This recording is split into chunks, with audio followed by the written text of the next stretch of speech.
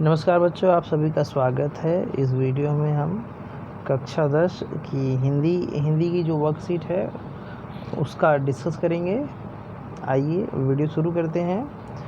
तो यहाँ पर हमने इसके पहले एक सूरदास के एक पद को हमने पढ़ लिया था। उद्धव संदेशा लेकर के गोपियों के पास आए हैं और उद्धव ने गोपियों को योग के बारे में कहा है। तो गोपियाएँ जब उन्होंने सुना था तो उन्होंने बहुत सारी बातें योग के बारे में की थी कि ये कड़ी ककड़ी जैसा प्रतीत होता है, यानी सुनने में ही बड़ा अजीब सा है, तो हम कैसे अपनाएं। और बाकी आप योग संदेश जो लाए हो ना, यह हमारे लिए नहीं बल्कि उनको दे दो जिनका मन बहुत चंचल है। ठीक है, तो उसके आगे फिर यहाँ पर गोपिकाएँ कहती हैं कि यानी उद्धव की बातों को सुन करके गोपिकाएँ कहती हैं कि हरि हैं राजनीति पढ़ी आए। जो हमारे हरि हैं राजनीति पढ़ी आए, वो वहाँ मथुरा जा कर के उन्होंने राजनीति पढ़ ली है, यानी बहुत तेज़ हो गए हैं वो। समझ बात कहत मधुकर के समाचार सब पाए। कह रही है कि समझ बात, यानी समझ बात कहत मधुकर के, यानी जो मधुकर ने जो बातें कही हैं उसको समझ करके समाचार सब पाए, यानी जो समाचार हमने मधुकर यानी उद्धव के द्वारा सुना है उससे ऐसा लगता है हरि हैं राजनीति पढ़ी आए। हमारे हरि जो हैं कि उन्होंने राजनीति पढ़ ली है, यानी बहुत चालाक हो गए, चतुर हो गए हैं वो। एक अति चतुर होते पहले ही, एक तो पहले ही जब वो यहाँ थे, एक अति चतुर होते पहले ही, एक तो वे पहले से ही बहुत ही चतुर थे। अब गुरु ग्रंथ पढ़ाए, अब वहाँ पर जा कर के उन्होंने गुरु ग्रंथ पढ़ लिया है, यानी राजनीति पढ़ ली है, जिससे वे और भी चतुर हो गए हैं।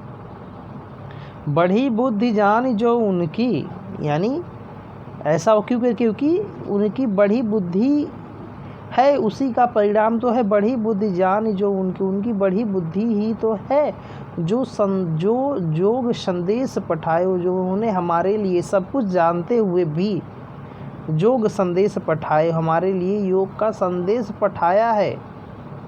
यानी वो उनकी बड़ी बुद्धि जान जो उनकी बड़ी बुद्धि ही तो है जो योग संदेश पठाए, जो उन्होंने हमारे लिए योग का संदेश पठाया है। उनको सब पता है कि हम लोग उनके बिना नहीं रह सकते हैं, फिर भी उन्होंने उद्धव के द्वारा हमारे लिए योग संदेश को भिजवाया है। यह उनकी बढ़ी हुई बुद्धि का ही परिणाम है। फिर आगे गोपिकाएँ कहती उद्धव भले लोग आगे के। यहाँ पर गोपिकाएँ कहती उद्धव से, उद्धव आपका कोई कसूर नहीं है, आपका तो काम ही है क्या है। उद्धव भले लोग आगे, हे उद्धव पहले के लोग बड़े अच्छे थे, भले लोग आगे के परहित डोलत धाए, यानी दूसरों के कल्याण के लिए, पर यानी दूसरों के हित भलाई के लिए डोलत धाए, यानी दौड़ा फिरा करते थे, घूमा फिरा करते थे। यहाँ पर गोपिकाएँ उद्धव को कहती हैं कि उद्धव इसमें तुम्हारा कोई दोष नहीं, आपका कोई दोष नहीं है। पहले के लोग तो बड़े अच्छे थे, ठीक है, भले लोग थे, पर ही डोलत धाए, दूसरों के हित के लिए घुमा फिरा करते थे। ठीक उसी प्रकार से आप भी आए हो। अब अपने मन फेर पाई हैं। यहाँ आगे गोपिकाएँ कहती हैं उद्धव से कि जा कर के श्री कृष्ण से जब आप जाना, जब वहाँ पर आप मिलना, अब अपने मन फेर पाई हैं क्या वे, जब वे जा रहे थे, ठीक है, अपने मन, क्या वे हमारे मन को फेर पाई हैं, यानी लौटा पाएंगे। चलत जो चलते हुए, जो मतलब जो होते चुराए, चलते हुए जो वे चुरा करके हमारे मन को लेकर के गए थे, क्या वे हमें वापस कर सकते हैं। आप जब जाना वहाँ पर तो उनसे कहना, ते क्यों अनीति करें आपन जे और अनीति छुड़ाए। ते यानी वे, कह रही जब जाना तो वहाँ कहना क्यों। फिर गोपियाँ कहती हैं ते क्यों अनीति करें, वे अनीति यानी अन्याय क्यों कर रहे हैं आपन स्वयं। ते क्यों अनीति करें आपन, यानी गोपिकाएँ कह रही हैं वे स्वयं क्यों अनीति कर रहे हैं, क्यों अन्याय कर रहे हैं। जे और अनीति छुड़ाए, जे मतलब जो और यानी औरों की अनित यानी बुराई को छुड़ाते हैं, वे स्वयं क्यों अनीति कर रहे हैं। उनका काम ही है कि दूसरों की बुराइयों को दूर करना, लेकिन यहाँ पर वे स्वयं अनीति कर रहे हैं, हमारे साथ अन्याय कर रहे हैं।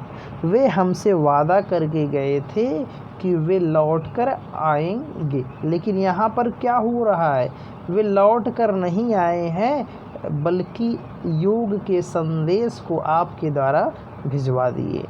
फिर आगे गोपिकाएं कहती हैं कि राजधर्म तो यह है सुर। यहाँ पर बहुत बड़ी बात कह रही हैं गोपिकाएं, यानी सूरदास जी गोपिकाओं के माध्यम से कह रहे हैं राजधर्म तो यह है सुर, यानी कि राजधर्म तो यही है कि जो प्रजा न जाहि सताए, यानी प्रजा को कभी भी सताया नहीं जाना चाहिए, यही तो राजधर्म है। यहाँ पर बहुत बड़ी बात कही गई है सूर के द्वारा कि राजा का धर्म ही है कि प्रजा के साथ कभी अन्याय न हो, यानी प्रजा की भलाई के लिए ही हमेशा राजा को कार्य करना चाहिए। ठीक है, इतनी बात आपको समझ में आ गई होगी। आइए चलते हैं हम प्रश्नों की तरफ पढ़ते हैं। श्री कृष्ण, पहला प्रश्न है यहाँ पर, श्री कृष्ण के राजनीति पढ़ने से गोपियाँ क्या कहना चाहती हैं। तो यहाँ पर श्री कृष्ण के राजनीति पढ़ने से गोपियों का कहने का आशय यह है कि श्री कृष्ण पहले एक तो बहुत ही चतुर थे, अब वहाँ पर जाकर के वे और भी चतुर हो गए हैं। इतनी सी बात है, आप बढ़ाना चाहे तो और भी बढ़ा सकते हैं। दूसरा, राजधर्म तो न जाहि सताए, यानी इस लाइन का आपको अर्थ बताना है तो मैंने बता दिया है, आप वहाँ से कर लेना। या फिर सुन लीजिए, राजा का यही धर्म होता है कि उसे उसकी प्रजा के साथ कभी भी अन्याय ना हो, और राजा जो है अपनी प्रजा की देखभाल करे और ताकि प्रजा सुखपूर्वक रहे। ठीक है, ये है, आप अपना आंसर जैसे करते हैं वैसे लिख लीजिएगा। और अगला प्रश्न है, ये तीसरा है, गोपियों के वाक्य चातुर्य में आपको ऐसी कौन सी विशेषताएं दिखाई दी जिससे उन्होंने ज्ञानी उद्धव को भी परास्त कर दिया। सोचकर लिखिए। तो यहाँ पर बहुत सी बातें हैं, जैसे गोपियों वाक्य पटु थी, यानी बात करने में बहुत तेज़ थी वो, और उनका श्री कृष्ण के प्रति एक निष्ठ प्रेम था। अगर भाई एक निष्ठ प्रेम नहीं होता तो गोपिकाएं उनके जो वो योग का संदेश लेकर आए थे तो शायद उस योग के संदेश को अपना लेती। और जो है बातें हैं कि भाई गोपिकाओं के अंदर एक और ये बात थी कि वे व्यंग करने में बहुत ही तेज़ थी, यानी व्यंग के माध्यम से उन्होंने उद्धव को परास्त किया। बहुत सारी बातें हैं, आप लिख सकते हैं। बाकी जो बुकों में दिया गया है गाइड्स वगैरह में, तो वहाँ पर बहुत सारी बातें दी गई हैं, तो उसका मतलब भी कोई नहीं निकलता। तो आप यदि वहाँ से करना तो कर लीजिए, नहीं तो आप अपने आप से ऐसे भी करिए। और बाकी हाँ, उन्हें बहुत जो गोपिकाएं हैं वो बहुत ही ज्ञानी हैं, तभी तो अपने ज्ञान के माध्यम से वो उद्धव को परास्त करती है ना। चौथा, यदि आप उद्धव के स्थान पर होते तो गोपियों के इतने तर्क सुनने के बाद अंत में आप उनसे क्या कहते हैं, यानी आप यदि उद्धव की जगह होते तो क्या करते। वे तो क्या करते आप सोचिए। अगर मैं अपनी बात करूं तो भाई होता तो मैं सीधा हथियार डाल देता कि ठीक है, मैं जो कह रहा हूं वही गलत है, जो तुम मान रही हो वही सही है, यानी जो तुम्हारे आराध्य देव हैं वही सही हैं, मैं तुम्हारे सामने हार गया। बहुत सारी कुछ भी लिख सकते हो आप, जो आपको अलग अलग चीज़ें आप अपने अनुसार लिखें। तो यहाँ पर पांचवा है जो व्याकरण से संबंधित है। तो यहाँ पर आप कर लीजिए, 2 या 2 से अधिक वर्णों की आवृत्ति होने पर अनुप्रास अलंकार होता है। अनु का अर्थ पता क्या होता है? अनु यानी बार बार, प्रास मतलब होता है वर्ड, मतलब एक ही वर्ड की बार बार एक से अधिक बार आवृत्ति जहाँ होती है तो वहाँ पर अनुप्रास अलंकार होता है। तो जैसे यहाँ पर इन्होंने एग्जाम्पल दिया है, तरड़ी तरड़ी तमाल तनुजा प्रस्तुत पद में अनुप्रास अलंकार है। यहाँ पर त वर्ड है ना, देख रहे हो त, यहाँ पर त, यहाँ पर त, तो क्या है त वर्ड कितनी बार आवृत्ति हुई है, 3 बार आवृत्ति हुई ना, तो यहाँ पर क्या है अनुप्रास अलंकार है। ठीक है, ये एक शब्द अलंकार का भेद है ये। तो शब्द अलंकार के 3 हैं, अनुप्रास है, यमक है, श्लेष है। तो उसमें से अनुप्रास जहाँ पर एक वर्ड यानी अक्षर की आवृत्ति होती है। तो करना क्या है, अलंकार के 2 उदाहरण ढूंढ कर लिखिए, यानी जो पद दिए गए उसमें से 2 अलंकार हैं, अनुप्रास अलंकार के 2 उदाहरण लिखने हैं। तो आप देखिए यहाँ पर, तो देखते हैं। हरि है राजनीति पढ़ पाए, यहाँ पर नहीं है। समझ बात कहत मधुकर के समाचार सब पाए, यहाँ पर समाचार सब पाए में स की आवृत्ति हो गई ना।